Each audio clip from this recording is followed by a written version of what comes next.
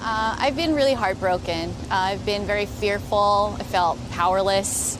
I felt invisible, to be honest. I felt like we weren't seen. From my store, walking to my car, I'm carrying pepper spray in my hand and just scared anytime I hear a sound coming at me. I look behind me every time I turn a corner to make sure there's no one behind me that I might need to run from or anything else, because even one incident, someone was biking down the sidewalk and I thought someone was trying to attack me and I almost hit them in the face because it was just this loud sound by my ear. And as a business owner, my store has been vandalized, and I don't know if it's a hate crime or not, but I'm just, constantly living in this fear. Hearing my family, having my aunts or my grandma have to make this cost-benefit analysis if it's worth it to go grocery shopping on this particular day. My aunts were going to the museum, and it happened to be the same day that a couple blocks away from here, a woman was being assaulted right here on Market Street. And to make that call if it was worth it to see some beautiful art, because there was a potential that they could be assaulted or hurt in some way. And during my work with collaboration, as I've been talking to different artists and creatives, to hear people navigate losing jobs and trying to still share and create their art, but to also have that fear and anxiety hanging over them. There's just a lot to hold into tension and try to navigate that as we're also just trying to live our lives. So one of the thing about this hate crime, and I think the heightened rhetoric of the hate crime has made people, like Josh has talked about, his family member have to make the decision whether they should risk going out to get food or staying home or whatever. The fear is real, and I think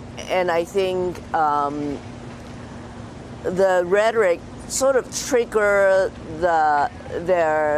their past history too. So the fear may not be only about the current incident. The fear may trigger the fear from the history, and can look even worse and feel even worse. And I think with the pandemic, and especially the beginning of 2020, our then president's rhetoric about the China flu, and anybody who looks Chinese was the bad guy, and walking down the street, people will walk on the other side of the street because we were the big virus who brought the things here, and we were the outsider. And I think that sort of remind us about how we had been treated all along, and this got worse. It just multiplied. When you see someone is your mother's age or your grandmother's age, and there's a sense of connection to that. At the same time, it's balanced with this resilience. I see. Yesterday, I was having a haircut with someone I've known for 14 years, and her business is a small business, and she's been closed for many times. And even just yesterday, hearing her navigate this fear of wanting to close her door, but at the same time, not complaining, trying to press forward. And there's a sense in which I'm proud of that and very hopeful. And yet it's that tension of navigating. There is a fear there. How do you protect? How do you help? How do you advocate for people? And yet there's a sense of hope and trying.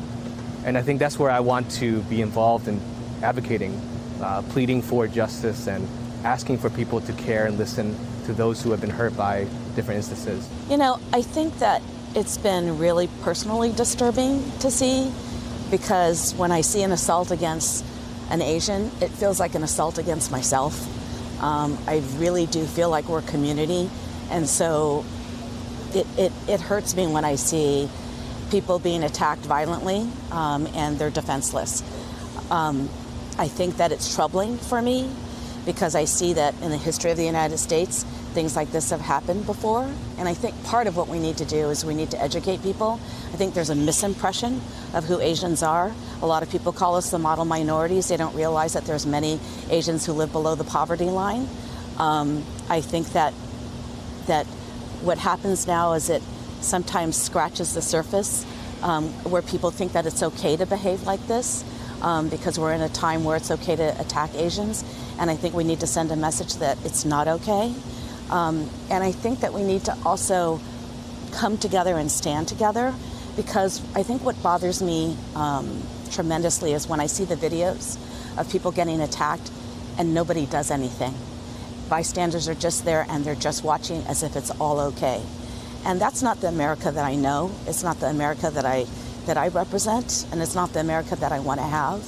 The one that I want is where we stand up for each other and we help each other get through this and turn the tide on this.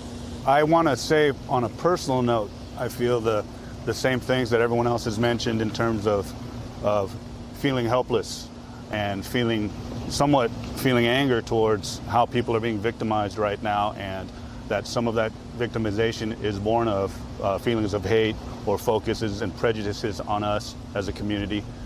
From a professional position, there's also a sense of frustration because we've had this perceived increase in crime, where really crime has been occurring for a long time now, and for it to be based upon people's biases or prejudices, conflicts, it makes it even worse than just having people being victimized in general.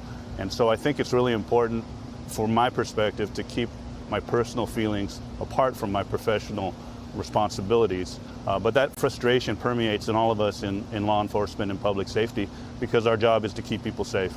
And I think the challenge, as has been mentioned by many, is just to make sure that the word is out, that people are more aware, that people develop behaviors that make themselves safer in light of how people are acting in a negative way towards them because of who they are and what they represent.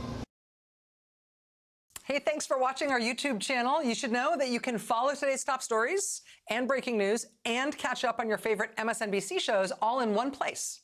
Download the NBC News app today.